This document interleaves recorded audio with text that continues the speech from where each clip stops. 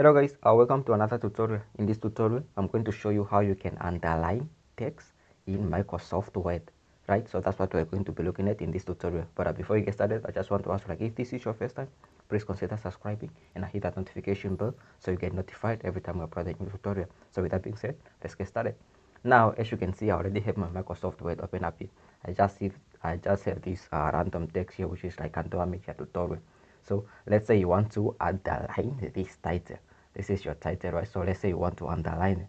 Now, to underline it, you just have to highlight it and then come here and then click on underline. And then as you can see, you have underlined the whole title, right? So you can also underline just a text, one single text. Let's say you want to underline this alignment.